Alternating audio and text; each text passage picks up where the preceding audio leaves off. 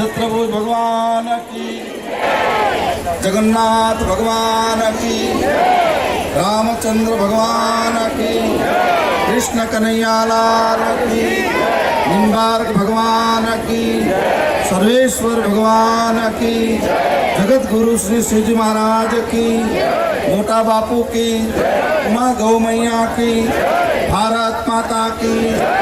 ओम नमः पार्वती पतये, हर हर महादेव। जगन्नाथ भगवान जगन्नाथ આપણું ચાર ધામમાંનું એક ધામ પૂરી ઓરિસ્સાથી નિજ મંદિરમાં પ્રતિષ્ઠિત થઈને જે સ્વરૂપ આપણને પ્રાપ્ત થયું છે, અમારા મધુસૂદનદાસજી મહારાજ અહીંયા જ છે, અંદર બિરાજે છે. દિલીપદાસજી બાપુ જગન્નાથ મંદિર આ બધા પૂજા કરીને આપણને આ સ્વરૂપ પધરાયું છે. ગયા વર્ષે આપણે અનિવાર્ય સંજોગના કારણે યાત્રા બંધ રહી, પરંતુ આ વિસ્તારના મોટા મંદિરના 3-4 પેઢીના સેવક અને ટ્રસ્ટી માનનીય પૂર્વ મંત્રી શ્રી કિરીટસિંહજી રાણા સાહેબનો પણ પ્રયાસ અને આપણા જિલ્લાના પોલીસ વડા, જેનામાં સાધુતા છે, સત્વતા છે, સેવાની તત્પરતા છે, આટલા મોટા અધિકારી હોવા છતાં મારી સાથે જ્યારે સત્સંગ થાય ત્યારે બહુ આનંદ થાય.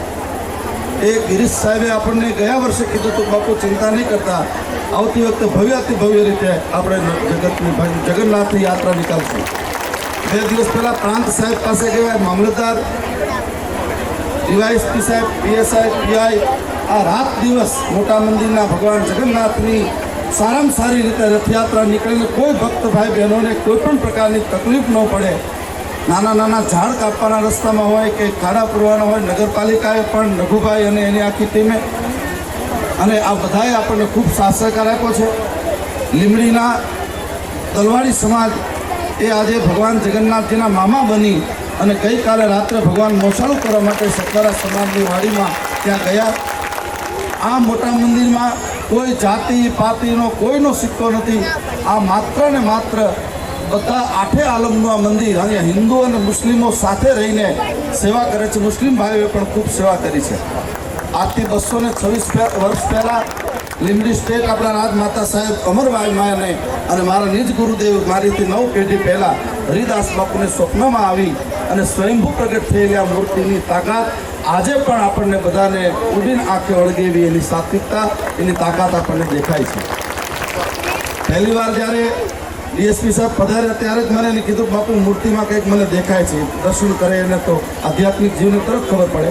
પણ તમને બધાને આ શોભાયાત્રામાં હું જોતો હતો કે નાત જાતના રંગભેદ ભૂલી અને ભગવાન માટે જે બધા નાચતા હતા, હું ભગવાન જગન્નાથને અત્યારે એટલી જ પ્રાર્થના કરું છું કે મારી છોટી કાશી લીમડી મારું હૃદય છે.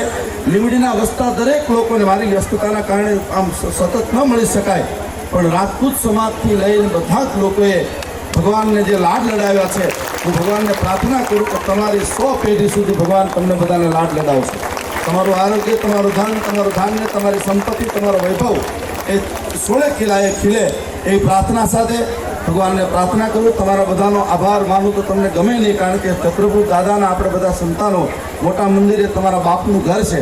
અહીંયા સાહેબ કિરીટસિંહ સાહેબ અને ડીએસપી સાહેબની હાથે ભગવાનની થોડી પૂજા થશે અને ત્યાર પછી બધાએ પ્રસાદ લઈને જવાનું છે. પ્રસાદમાં ક્યાંય બધાને માટે ધીરે ધીરે બધા પીરસવામાં તમે પોતપોતાની જાતે બધા લાગી જજો. રામભાઈ અને હરજીભાઈ જે કંઈ વ્યવસ્થા કરી છે એ બધી વ્યવસ્થા પ્રમાણે બધું તૈયાર થઈ ગયું છે. વિશેષ સમય નહીં લેતા ફરીવાર હું જગન્નાથ ભગવાનને પ્રાર્થના કરું કે મારું લીમડી, મારો આખો સુરેન્દ્રનગર જિલ્લો, મારો ગુજરાત અને મારું મહાભારત, આખું ભારત. અમારા નીલકંઠ વિદ્યાલય અને મોટા મંદિર એક સિક્કાની બંને બાજુ છે. લાલાભાઈ મહેનત કરી ઓપરેશન સિંદૂરની જે આપણને ઝલક દેખાડી 3 અને આકાશમાં સુદર્શન ચક્ર અને ઉડતા હનુમાનથી લઈને જે આપણને પુષ્પવૃષ્ટિના દર્શન થયા, આવી રીતે આપણે પંડ્યા સાહેબને પણ વિનંતી કરીએ કે આવતી આ ભગવાન જગન્નાથની યાત્રામાં તમારે બંનેને યુગલ સ્વરૂપે આવવાનું છે, બહેનને લઈને. પણ એ તો બધા આવશે જ, પણ ફરીવાર વિનંતી કરું કે બધા દર્શન કરજો ભગવાનના.